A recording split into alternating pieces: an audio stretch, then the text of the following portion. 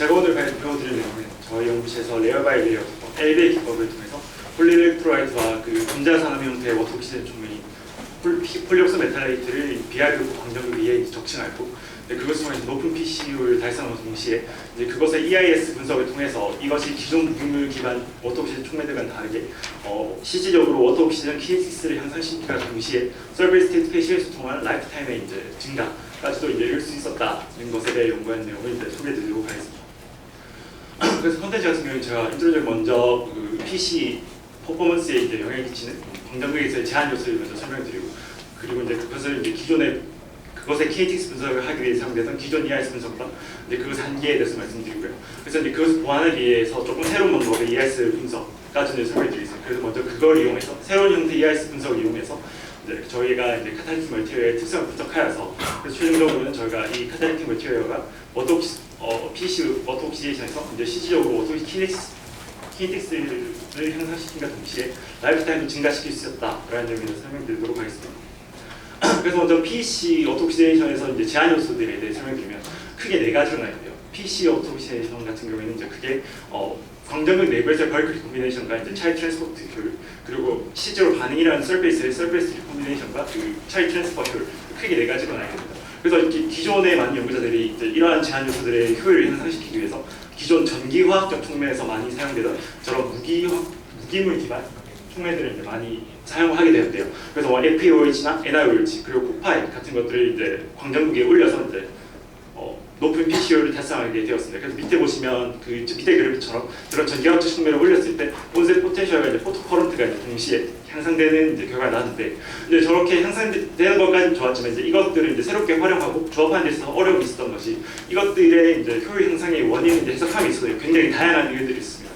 어떤 논문에서는 뭐 서비스 스테이트 페시에이션이 한 거다, 아니면 차일드 트랜스포트 트랜스퍼에 한 거다, 아니면 차일드 세퍼레이션이 한 거다, 이렇게 굉장히 다양한 요소들이 있었기 때문에 이것을 새로 활용하는데 어려움이 있었고, 그래서 이런 활용의 어려움이, 그러니까 해석의 어려움이 있었던 이유가 기존 키네틱스 분석에 있던 이런 툴 자체에서 조금 이제 문제라기보다 어려움이 있었기 때문입니다.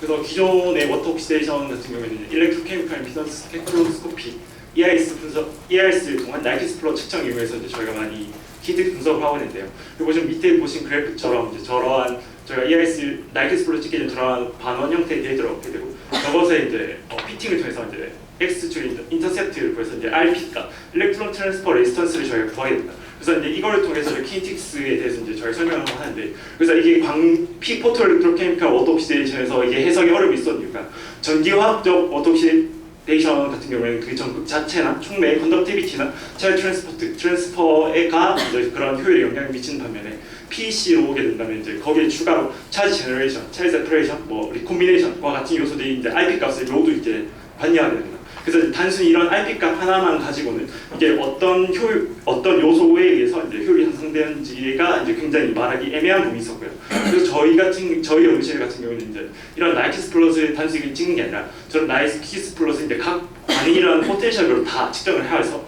저 오른쪽 위에 보시는 것처럼 저러한 형태의 2RC 서킷의 이퀴밸런스 서킷을 통해서 이제 피팅을 해서 이제 광전극 내부와 표면을 이제 구분해서 각각의 프로퍼티를 보려고 이제 저희가 시도를 하였습니다.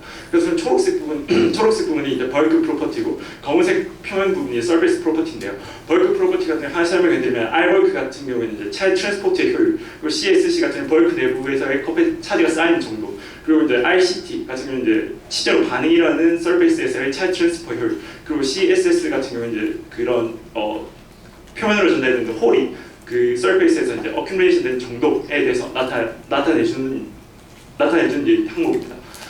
그래서 저 본격적으로 EI 설명을 드리기 전에 이제 저희가 이제 그 촉매 광전극 위에 쌓던 카탈리틱 멀티웨어에 대해 설명 먼저 드리면, 저희 같은 경우는 저 다이메틸 암모늄 클로라이드 PDBA라는 물질과 폴리옥소 메탈레이트를 이제 ABA 방법을 통해서 이제 BIV4 전극 위에 올렸고요.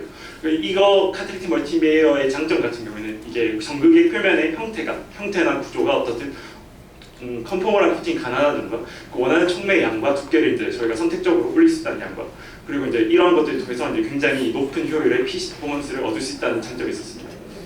그래서 이제 저희가 이러한 카탈리틱 멀티웨어를 먼저 이제 올려서 이제 일단 그러니까 아무것도 올리지 않은 베어 BIV 광전극과 이제 촉매 카탈리틱 멀티웨어 이 둘 간의 이제 특성 분석을 저희가 시도를 했습니다. 앞서 말씀드렸듯이 이제 저런 형태 EIS, 나이키스 플롯은 각 포텐셜, 반응이라는 각 포텐셜을 다 찍고 이제 저 가운데 저희 키블렛 서킷 통해서 이제 저희가 피팅을 통해서 그 데이터를 정리해서 저희가 경향을 파악하려고 노력했습니다. 그래서 보시면 빨간색이 벌크고 파란색이 이제 서페이스 프로퍼티가 나타나는데 일단 빨간색을 보시면 검은색이 베어고요. 빨간색, 초록색, 파란색 저 선들이 이제 카탈리틱 머티리얼을 올린 그 전극의 그런 결과인데 보시면 검은색보다 이제 굉장히 카탈리틱 머티리얼을 올렸을 때 알벌크가 차이 트랜스포트 효율이 높아진 것을 확인할 수 있었고요.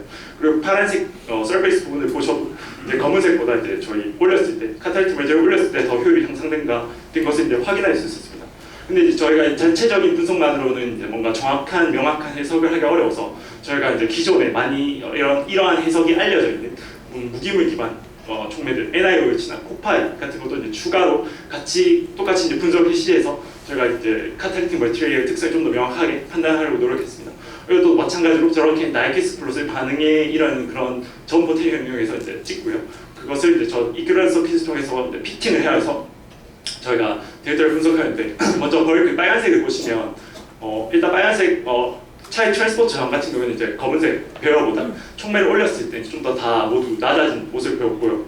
그리고 파란색 서페이스에서도 이제 RCT에서 보시면 이제 검은색 베어보다 모두 촉매를 올렸을 때 낮아진 좀 더 차이 트랜스퍼 효율이 향상된 그 모습을 보였습니다. 근데 굉장히 재밌는 저희가 생각해도 굉장히 재밌는 그런 부분이 이제 C 그래프인데요.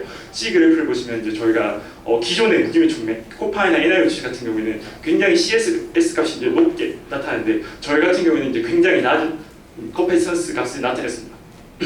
이게 왜인가 저희가 흥미롭다고 생각했냐면 이러한 분석을 통한 이제 무기물 기반 촉매를 분석했을 때 저런 높은 그 CSS 값이 차지 세퍼레이션, 그러니까 서페이스 스테이트 페이트레이션을 통한 하이 차지 세퍼레이션을 나타내는 그러한 결과라고 이제 많이 소개가 되었기 때문입니다. 근데 저희 보시면 C 그래프를 보시면 저희의 카탈리틱 머티리얼과 그 기존 무기물 기반 촉매들의 LSB 퍼포먼스를 비교한 건데요. 근데 저희 같은 경우에는 온셋 포텐셜도 또 당겨지고 그 포토 커런트도 더 높아졌는데도 불구하고 CS 값이 낮게 나왔습니다. 그래서 이제 저희 같은 경우는 이것이 기존의 이제 기존 무기물 기반 촉매가 차지 세퍼레이션을 늘려준 것에 반해서 저희 같은 경우는 실질적으로 오토옵시셜 키네틱스 자체를 높여주기 때문에 이렇게 CSS 값이 낮게 나온다고 저희가 판단을 했습니다. 그래서 이제 그것을 보충하기 위해서 이제 D에 보시면 이게 저희 R 값과 이제 C 값을 저희가 서로 곱하게 되면 이제 그 반응에서의 속도라든지 타임 컨스탄스 그 값을 구할 수 있게 된대요. 그래서 이거를 계산해서 구해봤을 때도 저희 파란색 보시면 저 카탈리틱 머티리얼을 이제 올렸을 때 그 기존 무기물 기반 촉매보다 더 낮은 그 타임 컨스탄스 값을 가진 것을 확인할 수 있었습니다. 그리고 이제 추가로 저희가 KTX에서 좋은 걸 보였지만 이제 라이브 타임 혹시 어떨까 해서 저희가 간단하게 이 CA를 찍을 때 이제 생성된 트랜전 스파이크의 값을 계산을 통한 라이브 타임 측정까지도 저희가 이제 추가로 하였고요.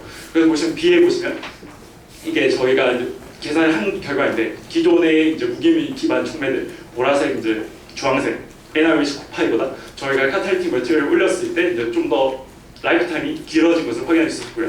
추가로 이제 오픈 서킷 포텐셜 C에서 오픈 서킷 포텐셜을 측정했을 때 이제 기존 베어보다 저희가 카탈리틱 머티리얼을 올렸을 때 이 온셋 포토 볼테이지, 그러니까 이 포토 볼테이지가 차이 세퍼레이션에 관련된 항목인데 그 포토 볼테이지까지도 더 높아지는 이제 모습을 보였습니다. 그래서 저희가 이걸 종합해봤을 때 이런 카탈리틱 머티리얼가 워터 옵션 키네틱스뿐만 아니라 서페이스 스테이트 페이트레이션을 통해서 이제 세퍼레이션 이피션시까지 높여준다는 것을 저희가 판단을 했고요.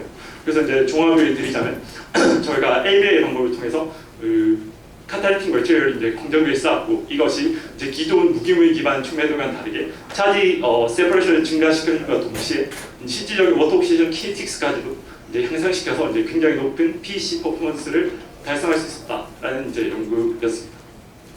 네, 제 발표는 여기까지입니다.